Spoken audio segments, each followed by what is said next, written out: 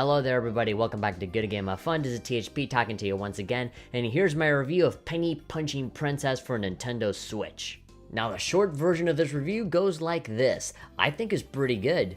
It has creative ideas along with really charming characters, a good sense of humor, and really fun mechanics that allow for different styles of play whenever you go through dungeons. It gets tough and unforgiving very quickly, but I never stopped having fun. If you want to invest in a game that will guarantee you many hours of playtime, then I do recommend you get this game, especially on Switch, because it has the whole TV mode, tablet mode thing, and they do control different depending on what mode you play, but we'll get to that in a bit. And now the longer version of the review goes like this. Dungeon crawling games, especially ones that opt for a more classic style, can easily suffer from being too similar to one another.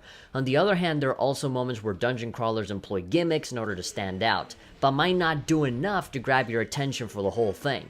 And then you have games like Penny Punching Princess, a game that consists of a pretty good balance between exploring for loot and presenting novel ideas that are consistently fun to mess around with. Accompanied by some funny dialogue and some colorful art direction, Penny Punching Princess got me hooked from the very beginning. Now the game centers around a world that is entirely motivated by money. Anybody that has any form of power is due to their wealth and business skills. Which leads us to our protagonist, the princess who lost her father to overwhelming debt, stressing him to death. Out for revenge and with no king, the princess travels to different islands with her butler Sebastian to defeat everyone that did them wrong and rise up from the financial ashes. It sounds pretty serious, but the game presents itself in every way but that.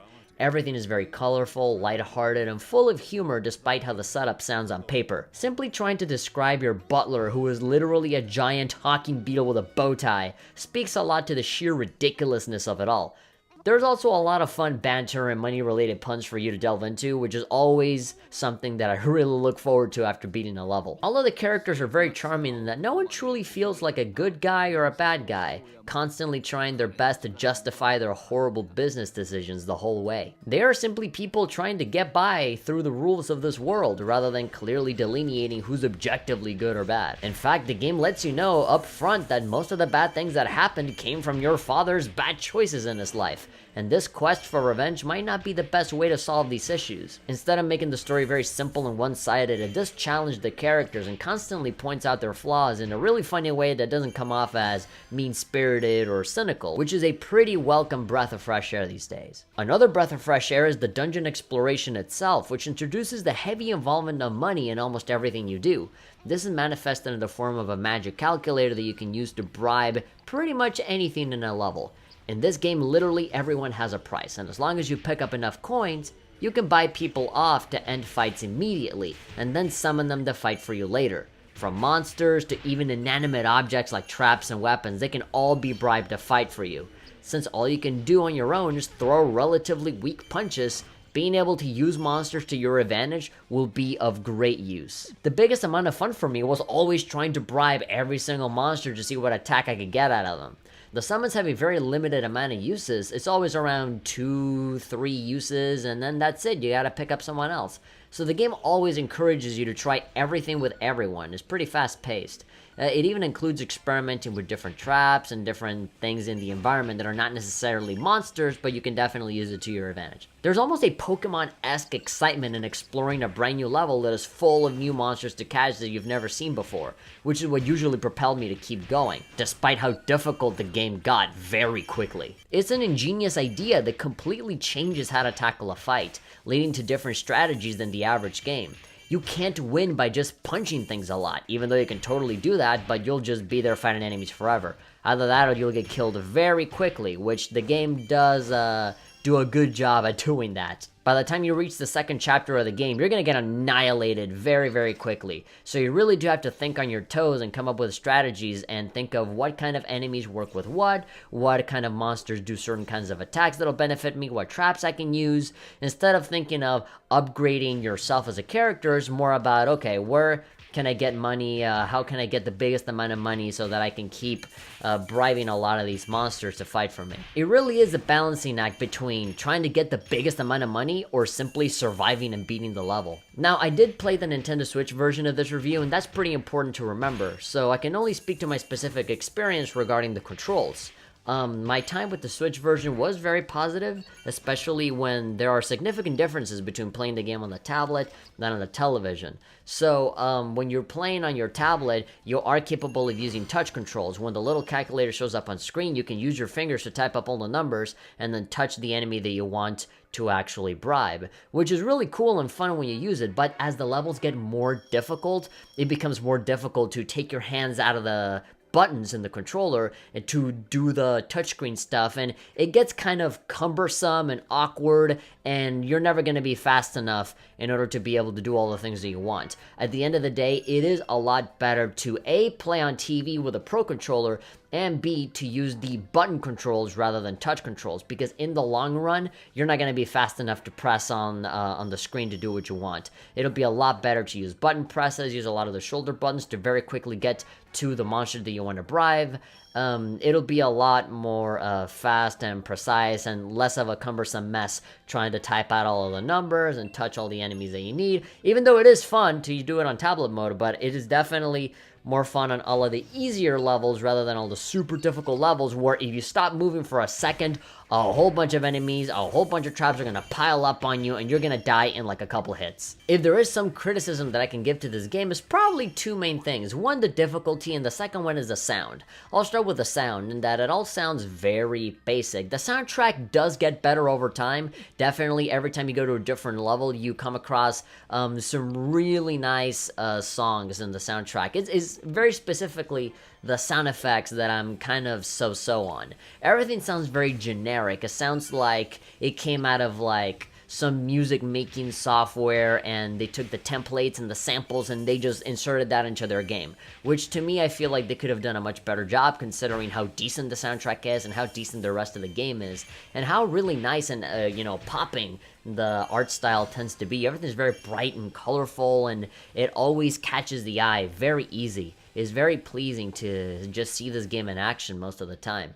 I just wish that the sound effects really did reflect that, which most of the time it doesn't. The other criticism that I would give is the very high difficulty very early on. As I said before, by the time you reach the second chapter, you're already struggling to beat one level, just trying to stay alive as much as you can because you usually get ganked by a bunch, an overwhelming amount of enemies all in just one little area that you get locked into.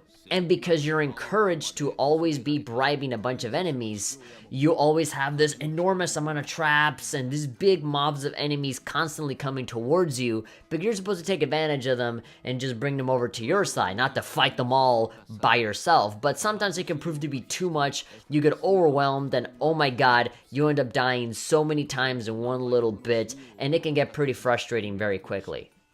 Now granted, there are upgrades and skill points that you can use so that you can get higher stats like more health, more defense, more attack, but it is a very arduous and tedious process to keep grinding and grinding and grinding so you can get enough items to make certain armor or to have enough money to be able to get certain other materials to be able to increase your skill points. It's a whole thing. You can create armor, create skill points, create statues that give you even more skill points. You can just level up naturally. You can keep farming money by going through all of the levels again. You can definitely do a lot when it comes to grinding, but for people that kind of just want to get the story going, it could be very frustrating when you find yourself stuck not being able to beat a certain part and then having to go back and just fight a whole bunch of guys and spend a lot of time with menus just so that you can get more skill points and resources and armor. It can definitely feel like a bit of a time wasting thing, a bit of a time sink, I guess, better said, for most people.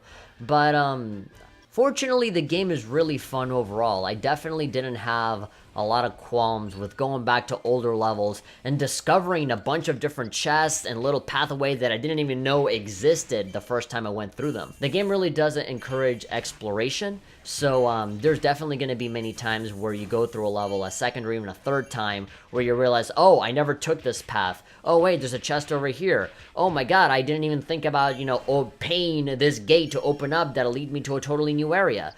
It definitely has a lot of replay value when it comes to that, but again, if you're the kind of guy that just kind of wants to get it going and wants to see the story forward, yeah, it's not gonna be that easy. Most of the time you're gonna get stuck because the levels get too hard, and so you have to go back, do some other stuff, get a bunch of upgrades, and then come back and try it again.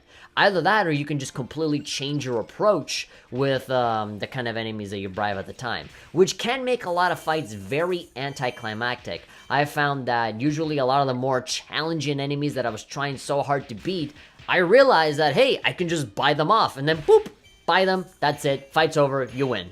Now, of course, this doesn't happen with boss fights. The boss fights are, you're not allowed to bribe them, but there are bigger, tougher enemies that you can just buy off, and that's it. You know, why waste your time fighting them when you can just buy them off? It makes it very anticlimactic, but again, you can use those guys to fight for you, so there is some benefit. But yeah, all the problems that I have with the game really aren't that significant. All of them are very small in comparison to the amount of fun that I've had with this game. The exploration is fun, the entire idea of having this world be defined by money is very ingenious, the art style is cool, the music gets better over time. As I said, the only thing where the game really falters on is A, the sound effects, and B, the very steep difficulty curve early on. But as soon as you can get through all those hurdles, I would say that the game is pretty good. Also, the controls, when you do the touchscreen thing, I mean, that's nice for the first few minutes that you play, but by pretty much the rest of the entire playthrough, I just ended up using, TV mode with the Pro Controller, just doing it all with the buttons. That was a bunch more comfortable than doing it on the tablet. And I did notice that if you play on tablet mode, when things get a little too crazy, the frame rate does dip a little bit, but that is to be expected. Usually games on TV mode on the Switch tend to run a lot better. And even then, when there's coins just raining down all over the place with this enormous mob of enemies, I was surprised that the frame rate did not drop as bad as I was expecting it. It does drop a little bit, but nowhere near as bad as you might think. But yeah, overall the game is pretty good. I do recommend it. If you're looking for a game that will guarantee you a lot of hours of gameplay time, if you don't mind doing the grinding, then I say you give this game a shot. It's really, really fun to play, especially, with the Switch, where you can take it everywhere, and the levels really aren't that long either, so it's definitely that kind of game where you can just pick it up, do a level, and then put it away, rather than sinking a lot of hours into it. This definitely seemed like the kind of game that even after you beat the game, you might want to complete it 100% and get certain rewards and stuff, and so you'll definitely be coming back to this one back and forth pretty frequently. I enjoyed myself a lot. I really did have to pry my hands out of my Switch so that I could make this review, and now that spring break is coming, I'm definitely gonna be playing more of this, and I'll let you guys know if my experience changes, but overall it's pretty positive. I do like it a lot. I do recommend it, and yeah, hopefully you guys have a good time with it, because I certainly did. And there you go, that was my review. Pretty positive from me. I do recommend you guys get it if you're into this sort of thing. And before I end this video, I do want to give a special thanks to NAS America for providing me with the review code to make this video possible. You guys are awesome. Thank you very much.